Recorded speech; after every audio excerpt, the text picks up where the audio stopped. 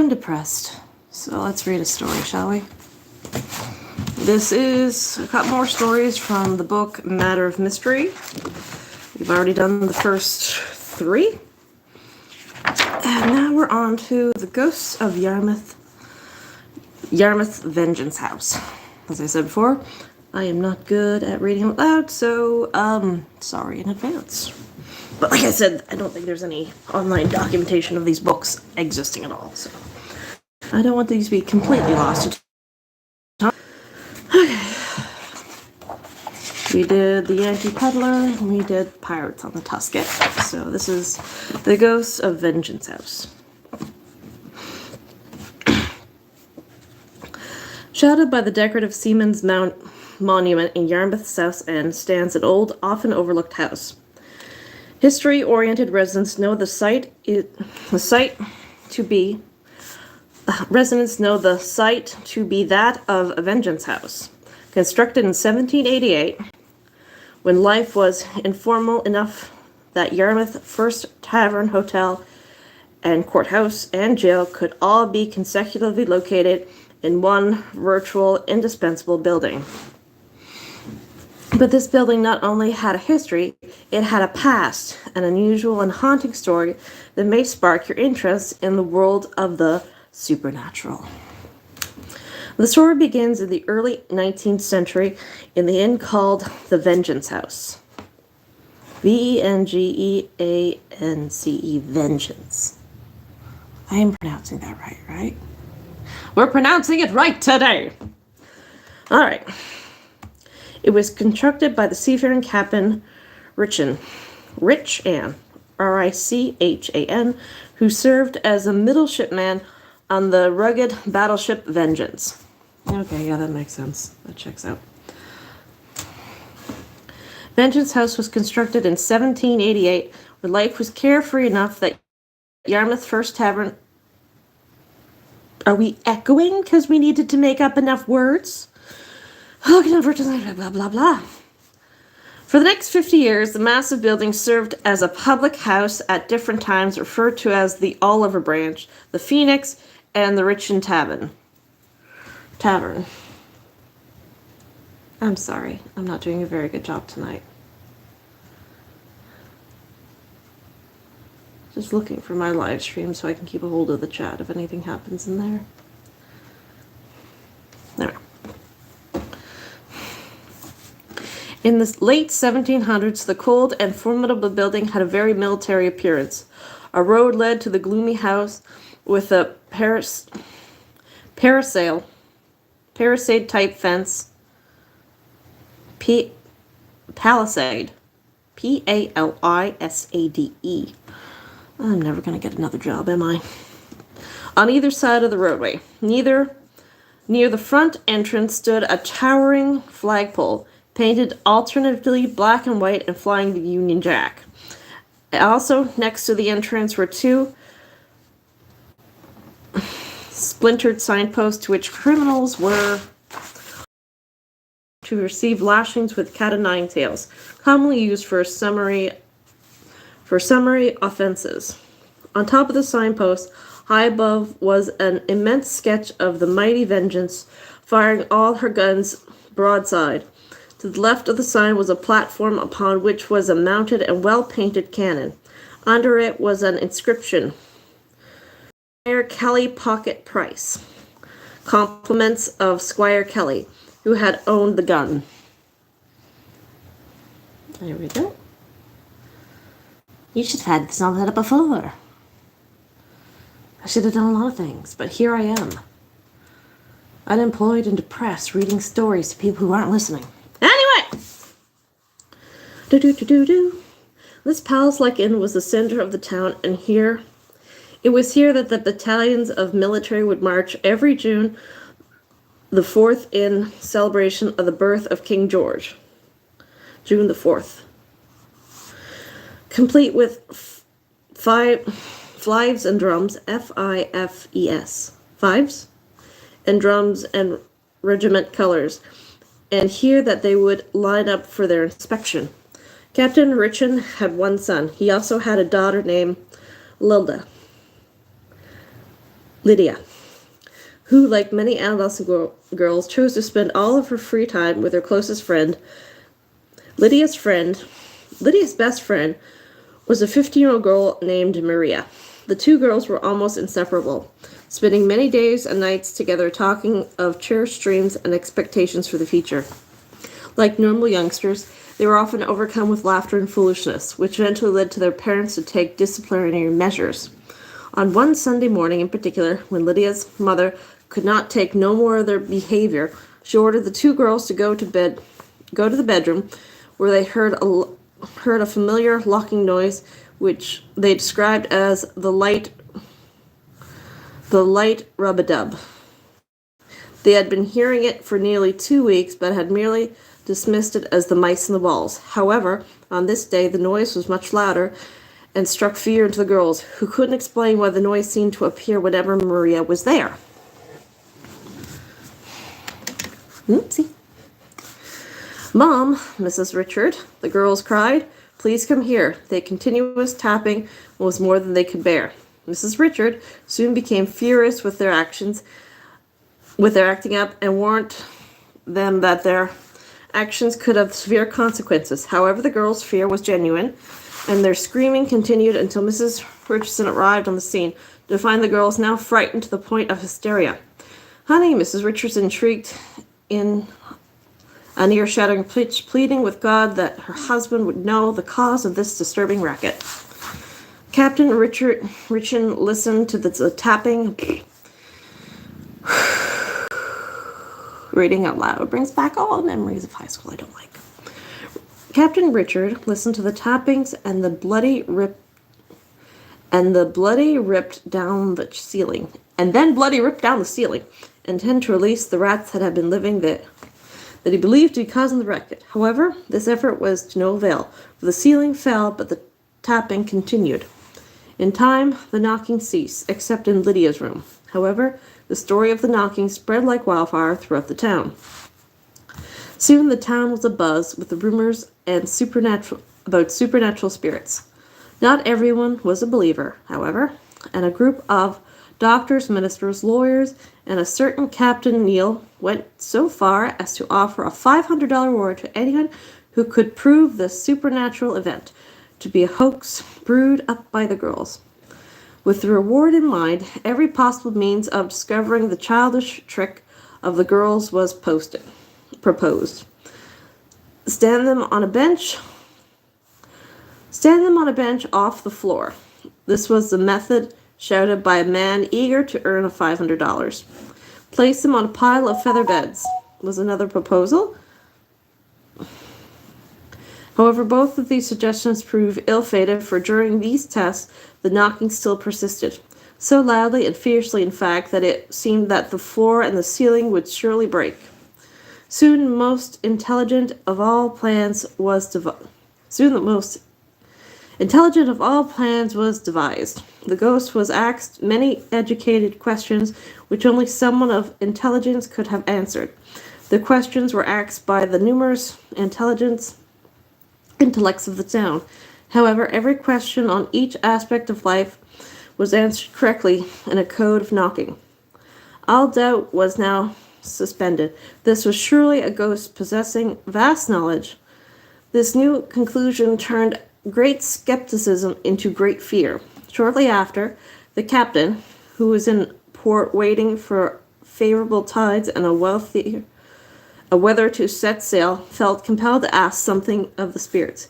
He begged the knowledge of the spirits, but he remained unanswered in all his questions until he asked the most feared of all questions: "How many days will I live?"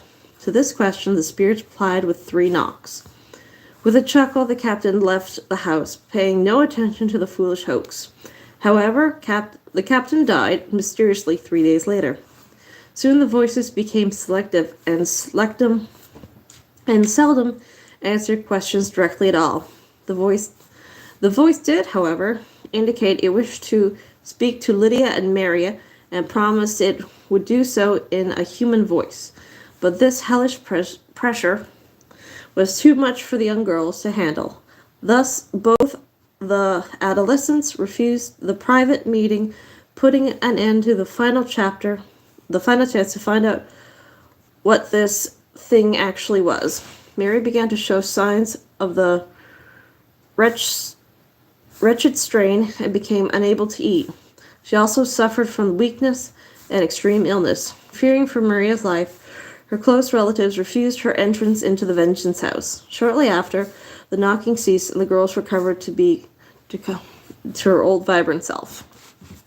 Blah. 6 months later, Maria was living at the home of a Yarmouth family by the name of Marshall. She was sitting in a chair talking to a family member when suddenly released a violent scream. Members of the startled Marshall family saw a snake crawl up the leg of Maria, who had fainted away. Like a bolt of lightning, the snake uncoiled from her leg and was heard to go rap, rap, rap across the floor, where it disappeared under the old desk. The astonished member of the house frantically searched for the reptile. However, the creature had vanished, and from that day forth, Mary was never again bothered by the little rub-a-dub. So that is the vengeance house, which is, of course, no longer there. I'm not exactly sure where it would be. It said... Yeah, it got torn down. Okay, the first bank robbery in North America. How are we going to do this? We're going to do another 15 minutes. So we'll get through this one, and I think that might be it for tonight. The Bank of Nova Scotia was first chartered bank in Yarmouth. It opened on February 9th, 1832. The bank was first situated on the corner of Argyle and Bond Street in the heart of Old Yarmouth. Bond Street. I'll look that up later. When the bank first opened, the population of town was only 1,000 people, spanning 3 distinct settlements.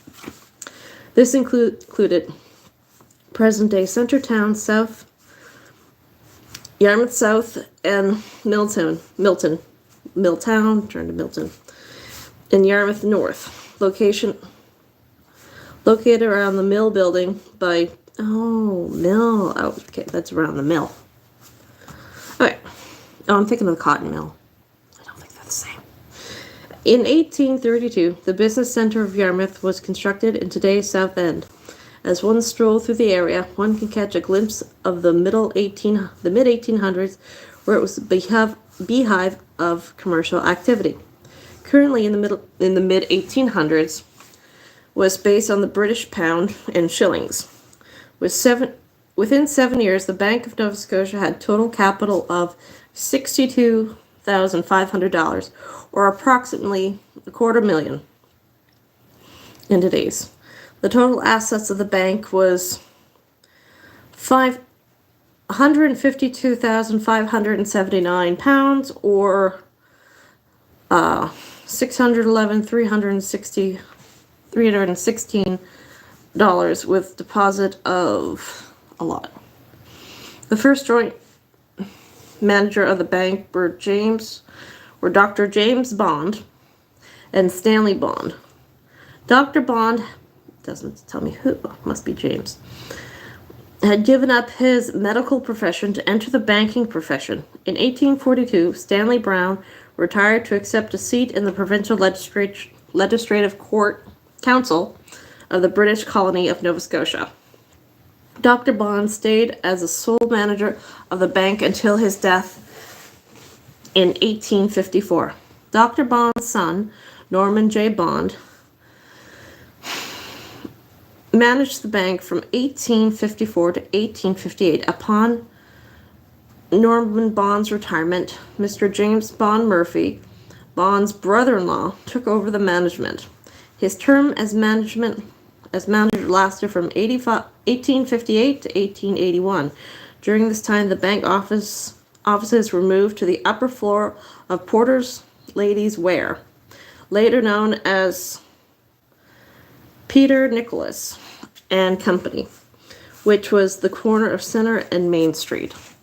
On August 12, 1861, the first recorded bank robbery in the history of North America occurred in Yarmouth, Nova Scotia.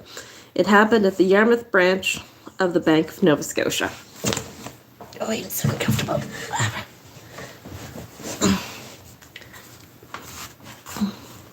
In the afternoon of August 12, 1861, sometime between 1 p.m. and 1:30 p.m., the bank was entered by the means of a false key and a type of skeleton key available to open old types of locks.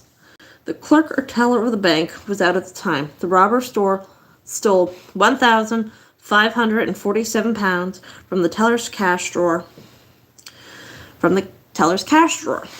many months, there was a reward offered in the local newspaper of around $400 for the recovery of the money and any information leading to the identity of the robber.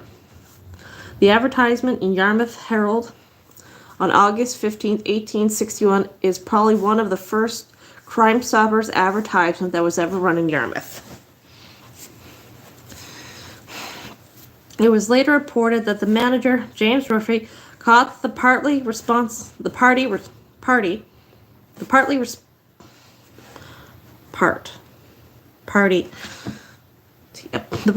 for the robbery. It was also reported that Murray recovered a greater part of the money, which was hidden behind a brick wall partition in a home on the corner of Main and King, next to the present-day jail. At the time, the jail was not yet erected. The reason for the lack of information on this bank robbery is probably due to the fact that in 1861, banking was a new venture, and many people were skeptical about banks' reliability and safety. Many people were convinced that their money was just as safe, if not safer, at home. Therefore, if a bank robbery was widely publicized, many people would be deterred from trusting the bank with their money. In addition, a number of old newspapers were destroyed in the fire at the Nova Scotia archives a number of years ago. However, there is something very strange about this case. Although both the money and the robber were recovered, nowhere was there any mention of the bank's robber's name. Why? It may always remain a mystery.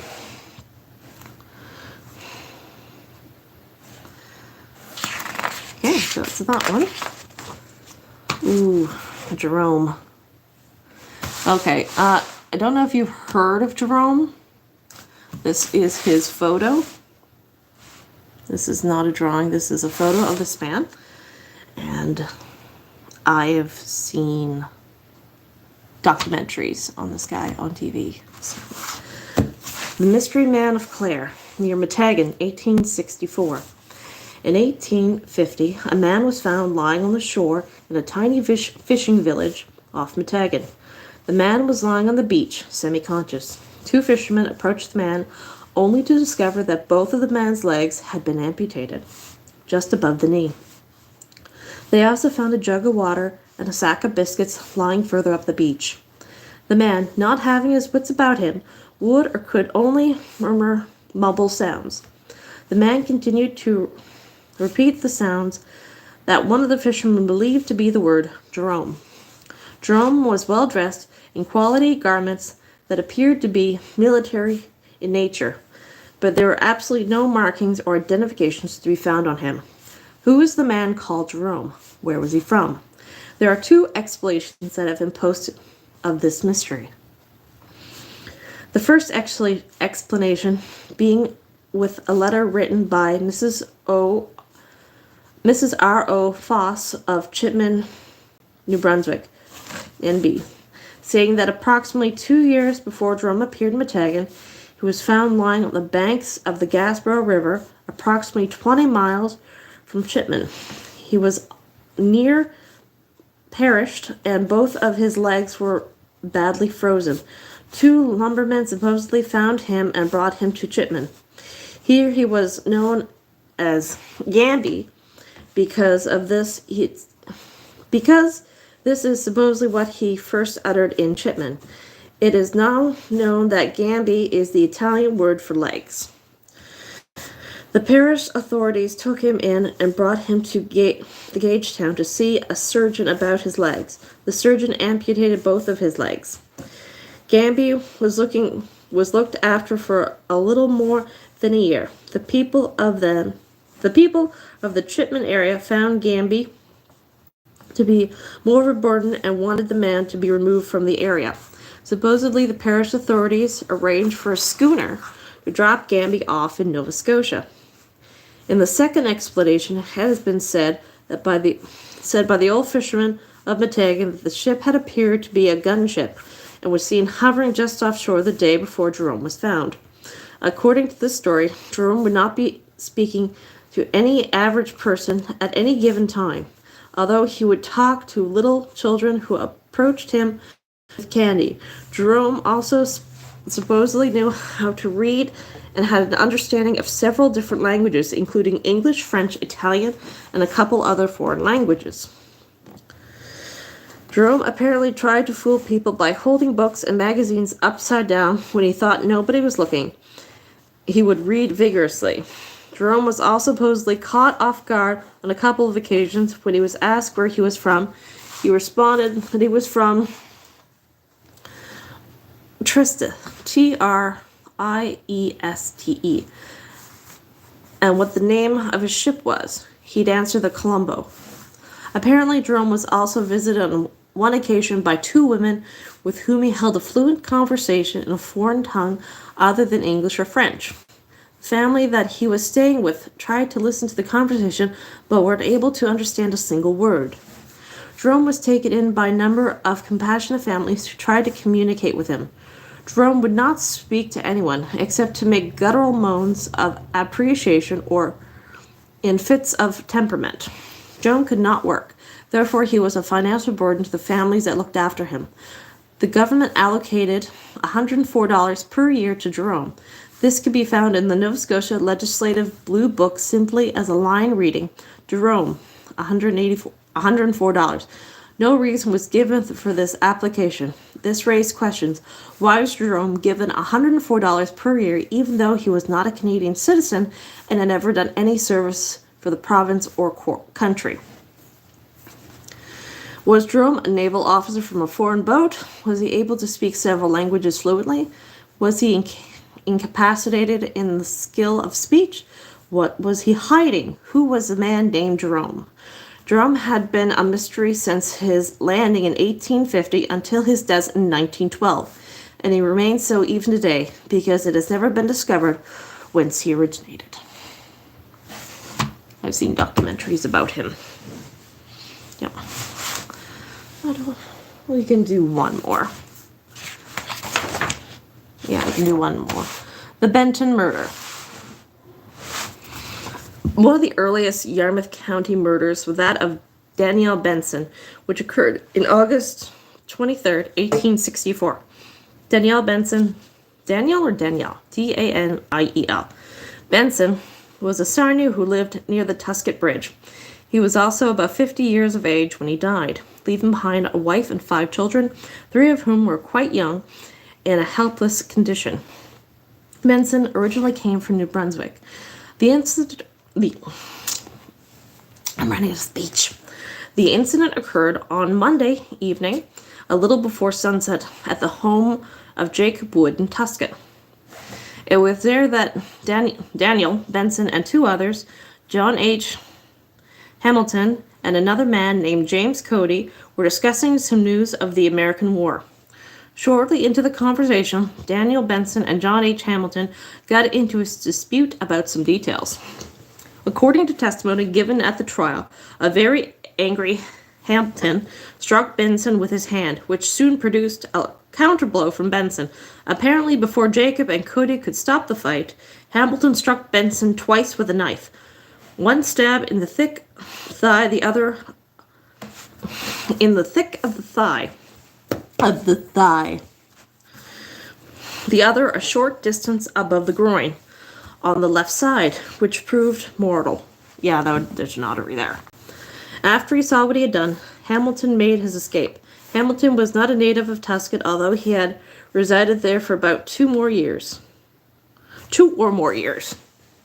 He was a painter by trade in the area. Hamilton represented himself as having been in the Federal Army during the American Civil War. This was supported by the fact that his left hand was gone from the wrist. Okay, he only had one hand. Got in a fight with a one-handed man and died. Dr. John B. Bygay was sent for and arrived at the house. Dr. Bygay looked after all the surgical aid that was possible. The stab wound that was in the thigh was about 8 to 9 inches deep, reaching the bone, but in such a place that would not produce death. The other stab wound was above the abdomen. Dr. Bingay determined that it had cut some of the bowel, which the doctor stated at the trial was the cause of the death. After the dispute, Daniel Benson was kept at Wood Home for the night, but the following morning he was carefully moved to his own home. Daniel Benson died Tuesday night, 27 hours after receiving the wounds. The next day, Wednesday, August 24th, an inquest was held at Tusket at 9 a.m. before James M. Lent, the coroner. Lent had examined the body and reviewed the circumstances. The body of Benson was on display at the inquest. While the jury viewed the body, Dr. Bingay showed them how he had examined Benson. After this, the jury adjourned to the courthouse to meet at 2 in the afternoon. There, all the witnesses were carefully examined, including Jacob Wood and James Cody, who were present at the time of the murder. After hearing all the testimony, the jury struggled over the propriety of returning a verdict of murder or manslaughter. They finally agreed on the following. Quote, that the deceased Daniel Benson came to his death from a stab inflicted by the hands of John J. C. Hamilton, maliciously and frivolously on the part of said Hamilton. A warrant had been issued for Hamilton's arrest on Tuesday morning, and after the verdict, Coroner Lent issued his warrant. Hamilton was arrested at New Tusket near Weymouth on Monday morning and brought to Yarmouth, where he was held in jail awaiting his trial in the Supreme Court. On Wednesday, September 21st, 1864, the Supreme Court was convened. His Lordship Judge Johnston Pearson, John H.C. Hamilton, was charged with the murder of Daniel Benson. John Crichton appeared for the Crown, and T.V.B. Bingay and J.W. Johnson for the prisoner. The three witnesses were called Jacob Wood, James Cody, and Dr. Bingay.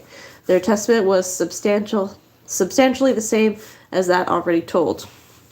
The address of the council was brief, and the learned judge summed up in an able charge which occurred about 40 minutes into the delivery. The jury then retired, and after about half an hour's consultation, brought in a verdict of manslaughter. As a result, Hamilton was sentenced to 3 years confinement in the provincial penitentiary. That is those three. This one's a long one. I think we'll get to that one next time. There's a couple in here that are really fucking dark. Alrighty. Well, thank you guys for stopping by. Sorry about my shitty reading skills, but that's 3 more stories down, and we'll do another 3 next time. Bye-bye. I can close it. Okay.